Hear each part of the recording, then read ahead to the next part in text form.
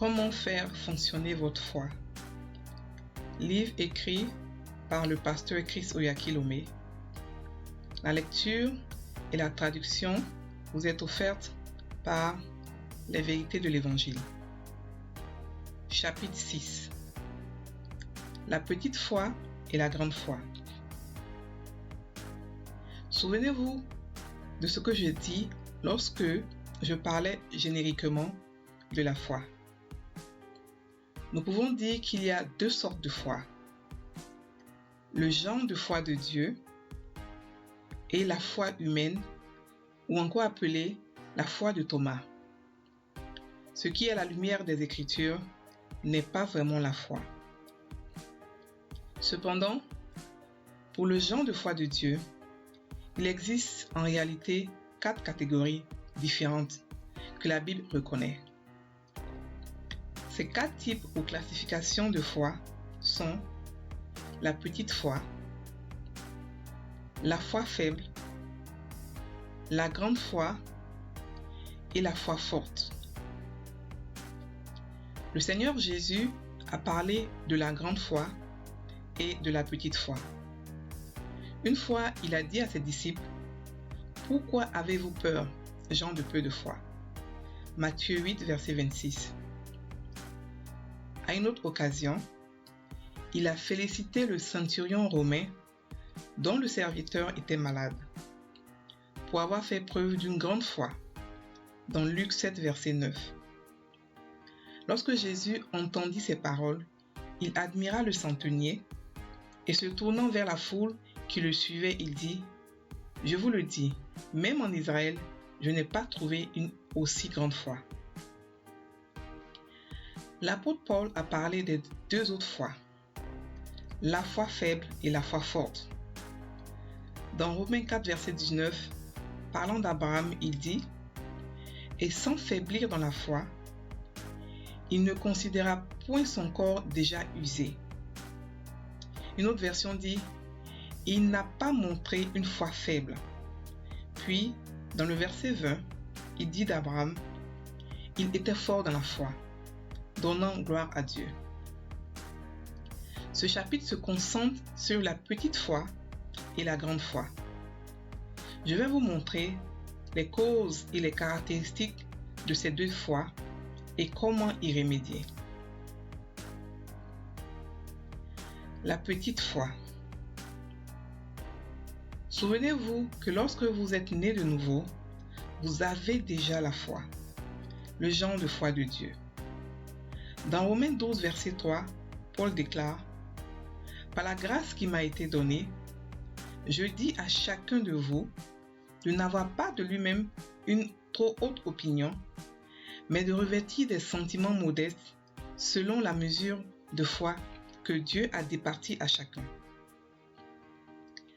Je veux que vous remarquiez que dans ce verset de la Bible, l'apôtre Paul n'écrit pas aux pécheurs ou au monde, mais aux chrétiens.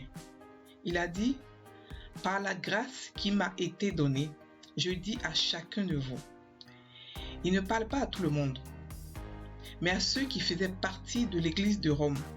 Qui sont-ils? Les saints.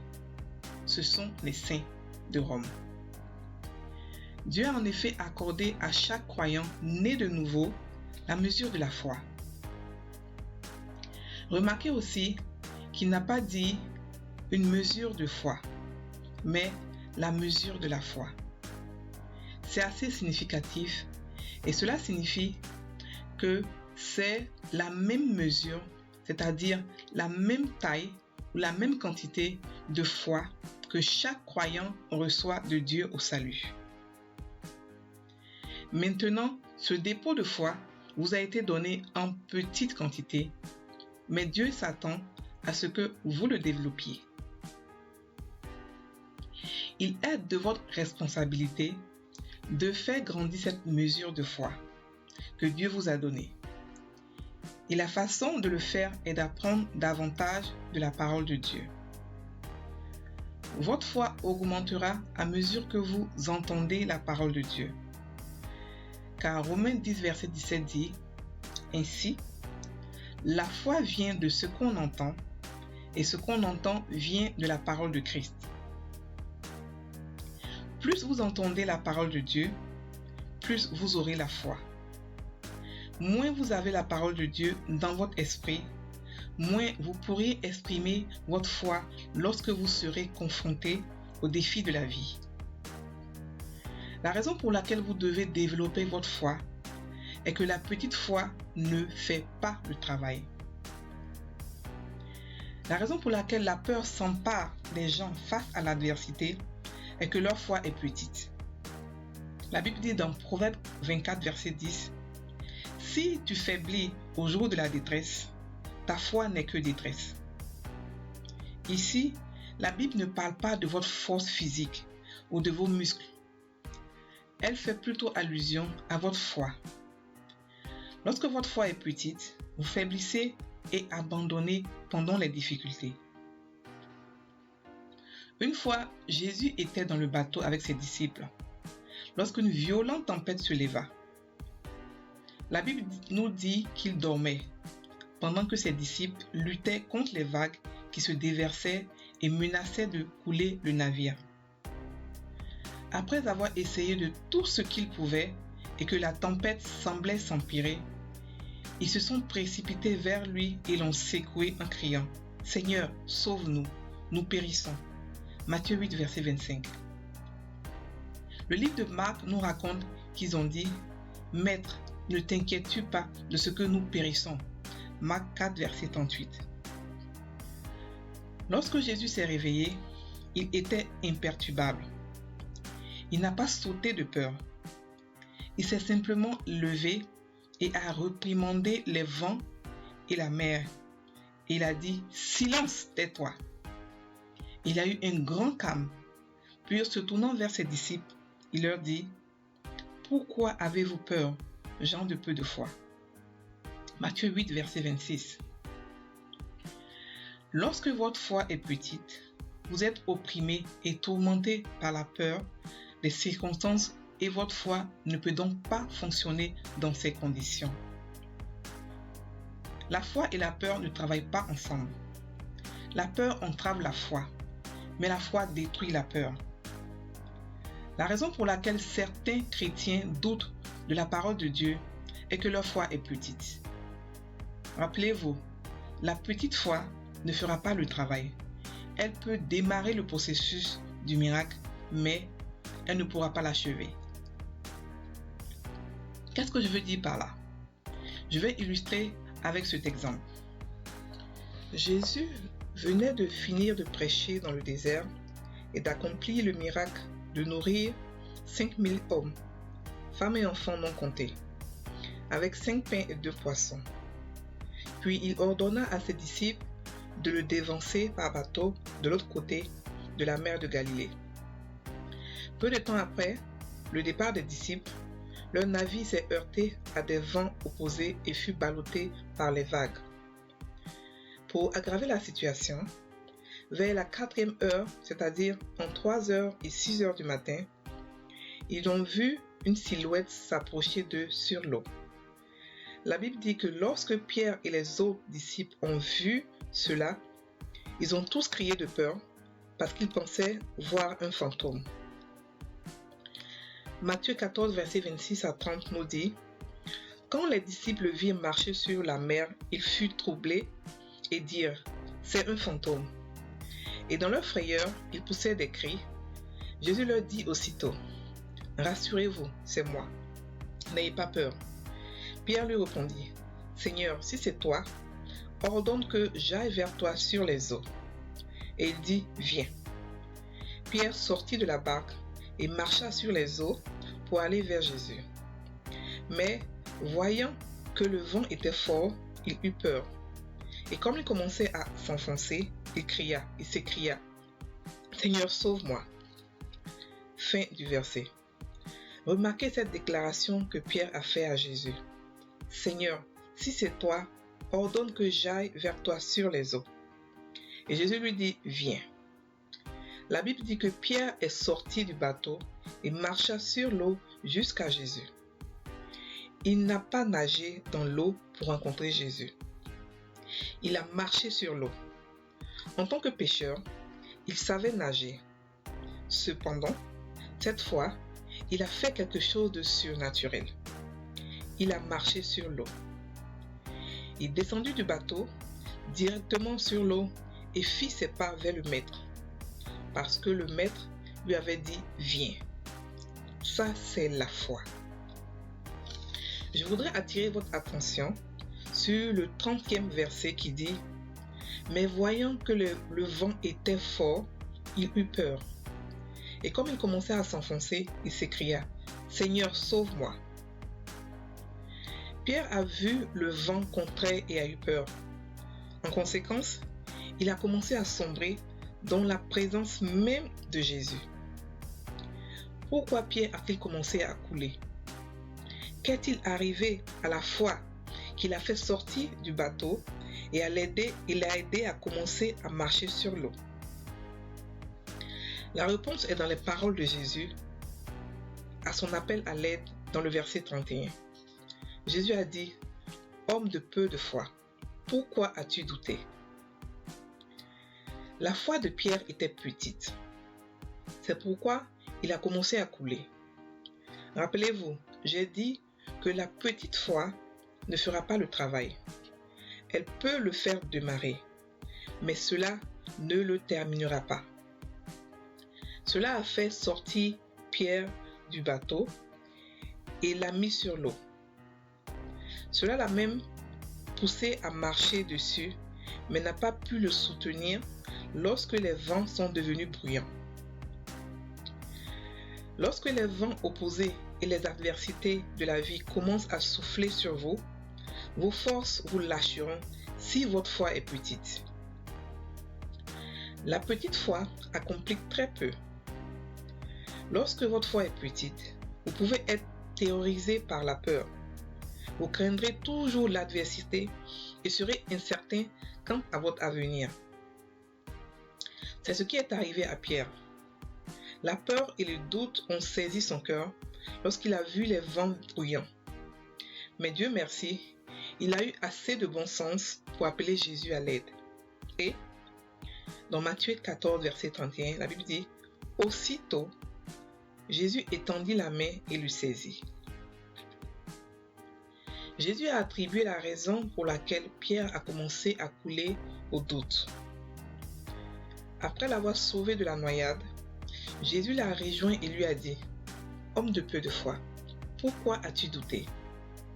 En d'autres termes, si Pierre n'avait pas douté, il aurait achevé sa promenade sur l'eau jusqu'à Jésus et le retour au bateau sans problème.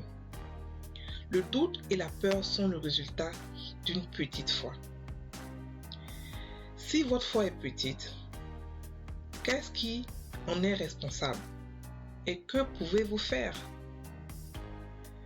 La petite foi est le résultat de petites ou peu d'informations. Osée 4, verset 6 dit « Mon peuple est détruit parce qu'il lui manque la connaissance. » Dieu lui-même a dit cela à propos de son propre peuple. Il a dit « Ses enfants, les chrétiens sont détruits, c'est-à-dire qu'ils souffrent, qu'ils sont appauvris, punis, abattus, écrasés et périssent parce qu'ils n'ont pas la connaissance de sa parole. » Cependant, plus vous entendez la parole de Dieu, plus vous avez de connaissances et votre foi en la parole de Dieu augmente. Moins vous entendez la parole de Dieu, moins vous avez de foi. La grande foi. À une femme de Canaan, syrophénicienne de naissance, Jésus dit dans Matthieu 15, verset 28, « Femme, ta foi est grande, qu'il te soit fait comme tu veux. » La grande foi est une foi tenace. C'est la foi qui n'abandonne pas malgré l'opposition. C'est la foi qui répond par la connaissance. Ce type de foi est basé sur la quantité et la qualité des informations que vous avez reçues, acceptées et approuvées.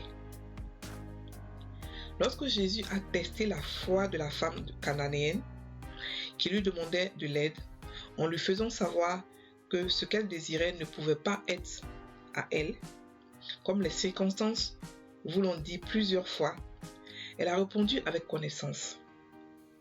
Elle est revenue vers Jésus avec des paroles de foi. Relisez encore ce dialogue inspirant entre Jésus et la femme. Matthieu 15, versets 22 à 28. Et voici, une femme cananéenne qui venait de ces contrées lui cria : « Aie pitié de moi, Seigneur, fils de David. Ma fille est cruellement tourmentée par le démon. » Il ne lui répondit pas un mot. Et ses disciples s'approchèrent et lui dirent avec insistance : « Renvoie-la, car elle crie derrière nous. » Il répondit : « Je n'ai été envoyé qu'aux brebis perdues de la maison d'Israël. » Mais elle vint se prosterner devant lui, disant : « Seigneur, secours-moi. » Il répondit : « Il n'est pas bien de prendre le pain des enfants et de le jeter aux petits chiens. » « Oui, Seigneur, dit-elle, mais les petits chiens mangent les miettes qui tombent de la table de leur maître. » Alors Jésus lui dit : « Femme, ta foi est grande, qu'il te soit fait comme tu veux. » Et à l'heure même, sa fille fut guérie. Fin du verset. Quand Jésus entendit la réponse informée de la dame, il lui dit : « Femme, grande est ta foi. » À une autre occasion, Jésus a dit la même chose au sujet d'un centurion romain qui avait son serviteur malade et qui envoya vers Jésus quelques anciens des Juifs pour le prier de venir guérir son serviteur, et a demandé à Jésus de ne pas venir lui-même, mais de juste dire un mot et son serviteur sera guéri. L'histoire est dans Luc 7, verset 9, qui se lit comme suite. Lorsque Jésus entendit ces paroles, il admira le centenier. Et se tournant vers la foule qui le suivait, il dit : « Je vous le dis, même en Israël, je n'ai pas trouvé une aussi grande foi. » Fin du verset. Les paroles du Maître étaient à nouveau une réponse aux paroles prononcées par des lèvres remplies de foi. N'oubliez pas que plus vous disposez d'informations précises, mieux c'est. Et lorsque vous agissez de manière intrépide sur ces informations, vous ferez preuve d'une grande foi, pour ainsi dire. Romains 10, verset 17 dit : « Ainsi, la foi vient de ce qu'on entend, et ce qu'on entend vient de la parole de Christ. » Ainsi, vous voyez, quand vous n'avez pas assez d'informations spirituelles sur la parole concernant une question particulière, votre foi sera petite sur ce sujet. Parce que votre foi est selon la parole du Dieu que vous avez entendu. Le remède de la petite foi, c'est donc simplement d'en apprendre davantage sur la parole de Dieu, sur la question concernée. Le verset que nous venons de lire nous dit comment la foi vient, en entendant la parole de Dieu. Si vous avez une situation qui semble désespérée, allez dans la parole. Devenez un étudiant de la parole, en recherchant et en étudiant soigneusement et avec diligence les Écritures qui parlent de votre situation particulière.